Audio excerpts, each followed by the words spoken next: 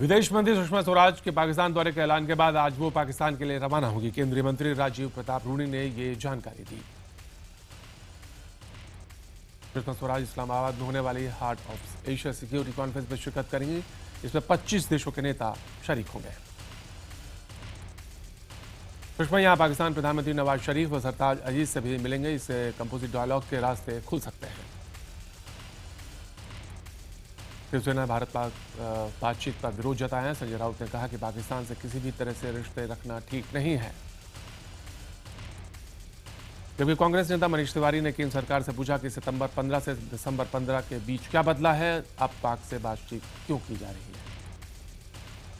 वहीं इस मुलाकात पर जेडीयू ने कहा कि सरहद पर गोलियां चल रही है, ऐसे में बातचीत हम बर्दाश्त नहीं करेंगे। वहीं समाजवादी का कहना है कि वो इस मुद्दे को संसद में उठाएंगे। राज्यसभा में पाकिस्तान के दौरे पर कांग्रेस नेता राजीव शुक्ला ने सवाल उठाते हुए पूछा कि जब दोनों देशों में प्रधानमंत्री, विदेश मंत्री और एनएसए स्तर पर बातचीत हो सकती है, तो दोनों देशों में व्यापार हो सकता है, तो फिर क्रिकेट खेलने में क्या हर्ज है।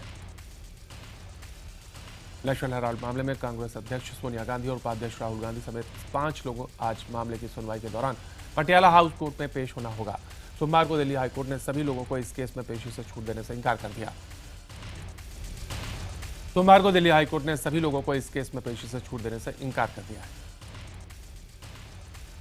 अब सोनिया गांधी, राहुल गांधी समेत सभी 5 लोगों के पास हाईकोर्ट की double bench hearing supreme court में अपील करने का विकल्प बचा है। वहीं इस केस के याचिकाकर्ता सुब्रमण्यम स्वामी ने सुप्रीम कोर्ट में केवट दायर कर दिया है।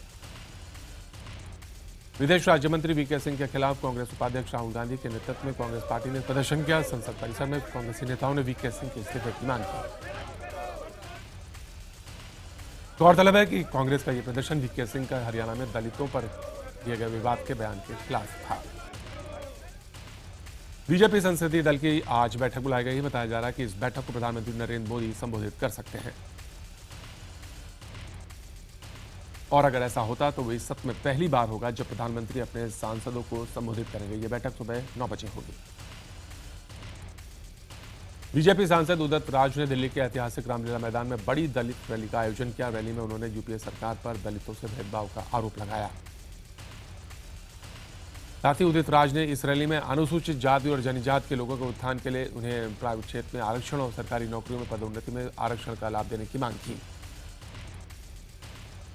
असम विधानसभा स्पीकर प्रणब ने सोमवार को 6 बीजेपी और 9 बीजेपी को समर्थन करने वाले कांग्रेस के विधायकों को और 5 दिन के लिए निलंबित कर दिया। स्पीकर ने विधानसभा में हंगामा और बार बार मना करने के बाद भी न मानने पर इन विधायकों को निलंबित किया। निलंबन के बाद विधायकों ने फैसले का विरोध करते हुए विधानसभा के बाहर जमकर नारेबाजी की। दिल्ली में बढ़ते प्रदूषण से बचने के लिए लोकसभा में कांग्रेस के सांसद गौरव गोगोई मास्क पहनकर पहुंचे। इस बारे में जब मीडिया ने उनसे पूछा तो गौरव ने कहा कि दिल्ली में प्रदूषण लेवल बहुत बढ़ गया है। उत्तर प्रदेश के पूर्व मुख्यमंत्री और बीएसपी की अध्यक्ष मायावती ने कहा कि 2017 के यूपी विधानसभा चुनाव में बीएसपी अकेले दम पर सभी 403 विधानसभा चुनाव पर लड़ेगी। साथ ही मायावती ने यह भी साफ कर दिया कि उनकी पार्टी न किसी से गठबंधन का हिस्सा बनेगी और न ही किसी के साथ गठबंधन करेगी।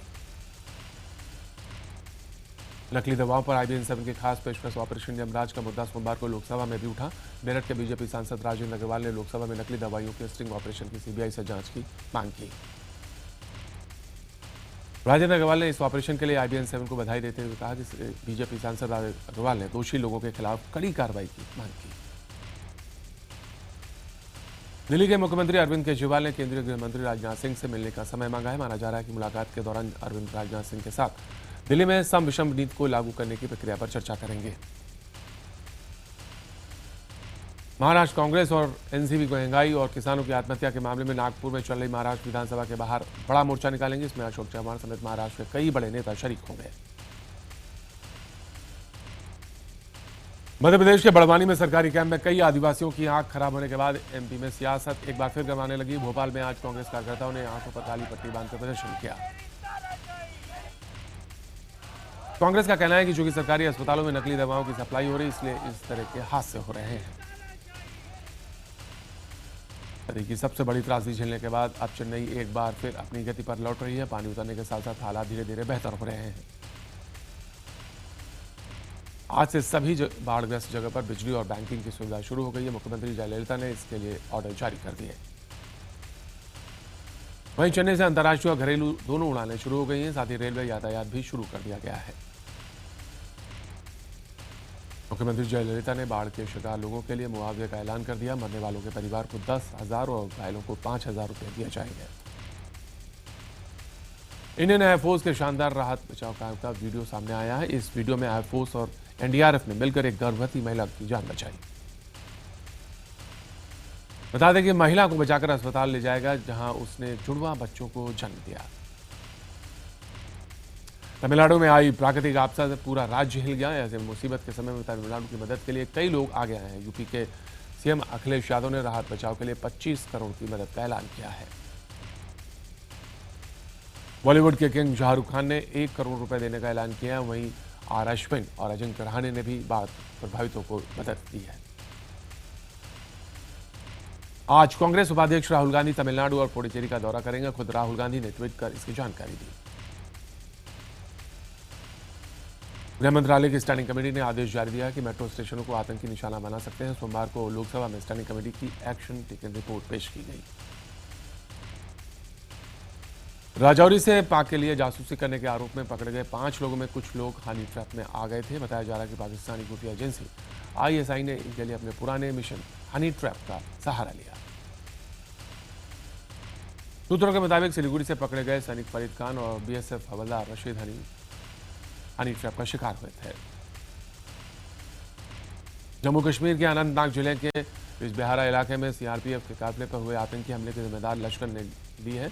इस आतंकी हमले में सीआरपीएफ के 7 जवान गंभीर रूप से घायल हो गए। आतंकी हमले के बाद घटनास्थल से भाग निकले। वहीं सेना अब पूरे इलाके को सील कर सर्च अभियान चला रही है। पाक खुफिया एजेंसी ने सीमा पार से भारत में घुसपैठ करवाने के लिए एक बड़ी तैयारी की है। खुफिया एजेंसी ने गृह मंत्रालय को यह सूचना दी। इसके बाद बीएसएफ ने बॉर्डर पर अलर्ट जारी किया। सुप्रीम कोर्ट ने यूपी के 1,53,000 शिक्षा मित्रों को राहत देते हुए हाई कोर्ट के फैसले पर रोक लगा दी। सुप्रीम कोर्ट में शिक्षा मित्रों की तरफ से दायर याचिका में कहा गया कि एक लंबे समय से सेवा दे रहे शिक्षा मित्रों की नियुक्ति रद्द करना सही नहीं है। हम आपको बता दें कि यूपी में शिक्षा मित्रों की नियुक्ति 1999 में हुई थी। उनको 2014 में असिस्टेंट टीचर बनाया गया था। सुप्रीम कोर्ट इस मामले में अब फरवरी में सुनवाई करेगा। सुप्रीम कोर्ट ने एसिड अटैक पीड़ितों पर नया आदेश जारी दिया। सुप्रीम कोर्ट ने सभी राज्यों को निर्देश दिया कि ऐसे पीड़ितों को अक्षम श्रेणी में शामिल किया जाए। सुप्रीम कोर्ट ने यह साफ नहीं किया कि सभी पीड़ितों को अक्षम लिस्ट में शामिल किया जाए या इसके लिए कोई क्राइटेरिया होगा। फिलहाल कानून के मुताबिक एसिड अटैक में 40% अक्षम होने पर नौकरियों और शिक्षा में आरक्षण दिया जाता है। ग्रेटर नोएडा के बहुचर्चित बिछाड़ा गांव में होने वाले शुद्धिकरण कार्यक्रम पर प्रशासन ने रोक लगा दी है। प्रशासन का कहना है कि इस कार्यक्रम के लिए किसी ने परमिशन नहीं ली है। जिले में 1 दिसंबर से लेकर 26 जनवरी तक धारा 144 लगी है, जिसके चलते जुलूस या फिर किसी भी तरह का पदयात्रा निकालना मना है। लिहाजा इसको देखते हुए शुद्धिकरण का कार्यक्रम नहीं किया जा सकता। अब प्रशासन की मुस्तैदी के बाद गांव के मंदिर में जाप और कीर्तन किया जा रहा है। सीतापुर में पंचायत चुनाव के दौरान गांव वालों ने अचानक हमला कर चुनाव अधिकारी और पुलिस वालों को जख्मी कर दिया। चुनाव अधिकारी अशोक कुमार जब वोटिंग करवा रहे थे तो महिलाओं के एक गुट ने पोलिंग बूथ में मारपीट शुरू कर दी। दिल्ली और एनसीआर में समेत पूरे उत्तर भारत में एक बार फिर भूकंप के हल्के झटके महसूस किए गए। भूकंप का केंद्र तजाकिस्तान था। भूकंप की तीव्रता 7.2 थी। भूकंप के झटके जम्मू कश्मीर में भी महसूस किए गए। जम्मू कश्मीर में अनंतनाग जिले के शानगस गांव में उस समय तहलका मच गया जब एक भालू रिहायशी इलाके में घुस आया। भालू ने एक परिवार के 6 लोगों को घायल भी कर दिया। काफी मशक्कत के बाद भालू को बेहोश करके पकड़ा गया। उसे वन विभाग के हवाले कर दिया गया। मुंबई से सटे ठाणे में क्राइम ब्रांच में तैनात कांस्टेबल ने अपनी प्रेमिका की हत्या कर उसका शव समंदर में फेंक दिया। कांस्टेबल प्रमोशन दे सुल्ताना नाम की युवती के साथ 2 साल तक लिव इन रिलेशनशिप में रह रहा था। बताया जा रहा है कि जब सुल्ताना ने शादी के लिए जब दबाव बनाया तो प्रमोद ने 21 सितंबर को सुल्ताना का गला दबाकर हत्या कर दी। जिसके महीने भर बाद सुल्ताना की मां ने बेटी की गुमशुदगी की शिकायत दर्ज कराई। पुलिस ने जांच में पाया कि सुल्ताना के लापता होने के 10 दिन पहले तक उसके और प्रमोद शिंदे के बीच करीब 170 बार बातचीत हुई थी। कड़ी पूछताछ में प्रमोद ने अपनी गुनाह को कबूल कर लिया। दिल्ली के उत्तम नगर में अगवा कर लड़की के साथ कुछ लोगों ने 13 दिन तक गैंगरेप किया और फिर लड़की की गोली मारकर ग्रेटर नोएडा की झाड़ियों में से फेंक दिया। ग्रेटर नोएडा के सलेमपुर थाना क्षेत्र में सोमवार को एक लड़की घायल अवस्था में मिली। स्थानीय लोगों ने आनन फानन में लड़की को अस्पताल पहुंचाया, जहां लड़की ने अपने बयान दर्ज कराए।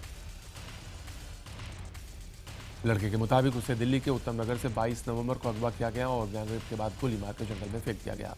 लड़की का कहना है कि गोली मारने वाला बदमाश उसका पड़ोसी है, जिसके बाद पुलिस आरोपियों की तलाश में जुट गई है। दिल्ली के जामिया नगर इलाके में रविवार की रात चोरों ने कुछ घंटों में 21 दुकानों का शटर तोड़कर सामान और कैश पर हाथ साफ कर दिया। एक जगह तो चोरी होते वक्त पुलिस को फोन भी किया गया, लेकिन 20-25 मिनट बाद जब पुलिस वहां पहुंची तो चोर अपना काम कर चुके थे। झांसी और ललितपुर के बीच एक सुपरफास्ट ट्रेन से 1 करोड़ से ज्यादा की ज्वेलरी और 5 लाख नकदी की चोरी को अंजाम दिया गया। बताया जा रहा है कि लखनऊ जंक्शन से मुंबई सिटी तक चलने वाली पुष्पक सुपरफास्ट एक्सप्रेस के 2 एसी कोच में इस वारदात को अंजाम दिया गया।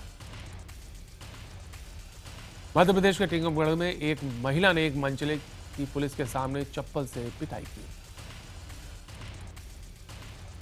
महिला का आरोप है कि आरोपी लड़के ने पहले उसका दुपट्टा खींचा, विरोध करने पर उसने अभद्र टिप्पणियां देनी शुरू कर दी। पुलिस ने आरोपी को हिरासत में ले लिया। हालांकि आरोपी का कहना है कि महिला उसके ऊपर झूठे आरोप लगा रही है। जयपुर में स्वास्थ्य भवन में सुरक्षा गार्डों की गुंडागर्दी कैमरे में कैद हो गई, जहां पार्किंग को लेकर एक युवक की जमकर पिटाई की गई। तस्वीरों में साफ नजर आ रहे हैं कि कैसे गार्ड युवक की पिटाई कर रहे हैं। हैरान करने वाली बात यह रही कि पिटाई भी स्वास्थ्य मंत्री के कार्यक्रम स्थल के बाहर हुई। NH-21 कुल्लू मंडी हाईवे भीषण भूस्खलन के चलते बंद कर दिया गया। यह भूस्खलन मंडी के हंगोली मंदिर के पास हुआ। इस हादसे के बाद हाईवे के दोनों तरफ लंबा जाम लगा हुआ है। हालांकि चट्टान के धक्के से अभी तक किसी के हताहत होने की कोई खबर नहीं है। वहीं प्रशासन राहत और बचाव काम में लग गया है। मुंबई के कांदीवली इलाके में सोमवार दोपहर को एक झुग्गी बस्ती में भीषण आग लग गई। इस आग के दौरान करीब 100 से ज्यादा सिलेंडरों में विस्फोट भी हुआ। इस आग में करीब 2000 से ज्यादा घर जलकर राख हो गए। दमकल विभाग ने 4 घंटे की मशक्कत के बाद आग पर काबू पाया, लेकिन आग में फंसे लोगों को नहीं बचा पाए। इस हादसे में अब तक 2 लोगों की आग में झुलसने से मौत हो गई, वहीं 11 लोग गंभीर रूप से जख्मी हैं। यूपी के कानपुर में बस से गैस लीक होने के बाद विस्फोट हो गया। राहत की बात यह रही कि इस घटना में कोई भी घायल नहीं हुआ। बताया जा रहा है कि तेज रफ्तार बाइक बस से टकरा गई, जिससे यह हादसा हो गया। उत्तर भारत में ठंड कहर बरपा रही है। बर्ड सेंचुरी में भी इसका असर देखने को मिल रहा है। पश्चिम बंगाल के सिलीगुड़ी में 7वें हिमालयन एक्सपो की शुरुआत हो गई। इसमें 100 से ज्यादा स्टॉल्स लगाए गए। ये एक्सपो 13 दिन तक चलेगा।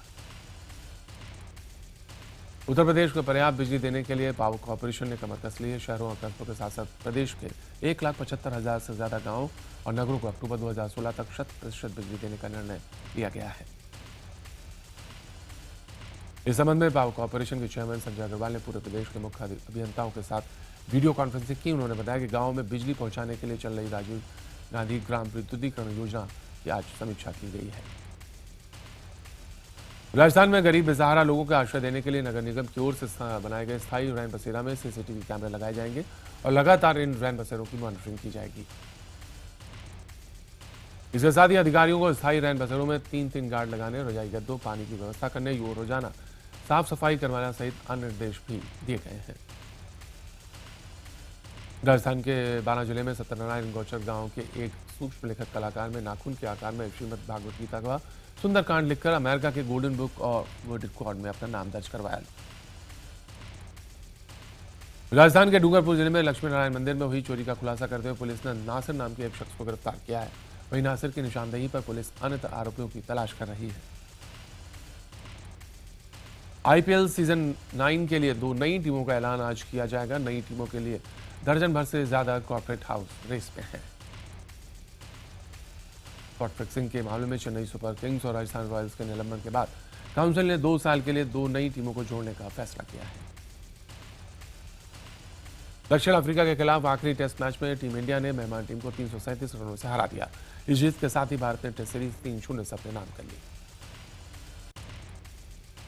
दूसरी पारी में अफ्रीका टीम महज 143 रन बनाकर ढेर हो गई। भारत के लिए दूसरी पारी में अश्विन ने 5, उमेश यादव ने 3 और जडेजा ने 2 विकेट लिए।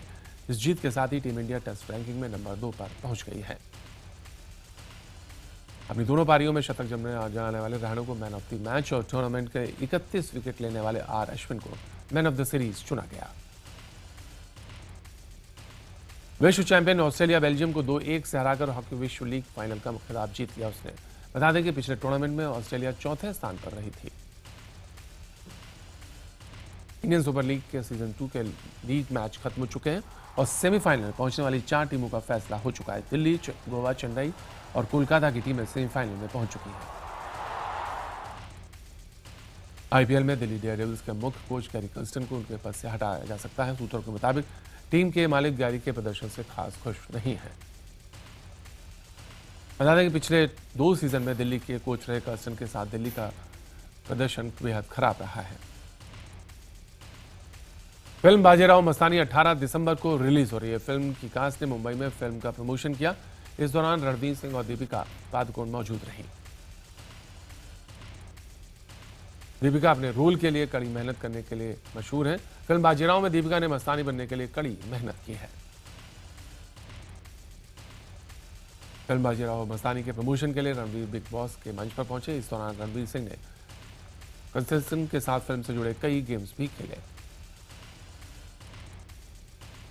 फिल्म हिट स्टोरी 3 में कोई बड़ा स्टार न होने के बावजूद पहले दिन फिल्म ने शानदार कलेक्शन लौटाया। दूसरे दिन के कलेक्शन में बढ़ोतरी के बजाय कमी दर्ज की गई। 2 दिन में फिल्म ने 17.77 करोड़ का कलेक्शन किया। एसएस राजमौली की फिल्म बाहुबली 2 की शूटिंग तेजी से चल रही है। राजमौली ने बताया कि फिल्म का तीसरा पार्ट भी बनाया जाएगा। एसएस राजमौली के मुताबिक फिल्म के तीसरे पार्ट में बाहुबली 2 का विस्तार नहीं होगा, बल्कि ये एक अलग कहानी होगी।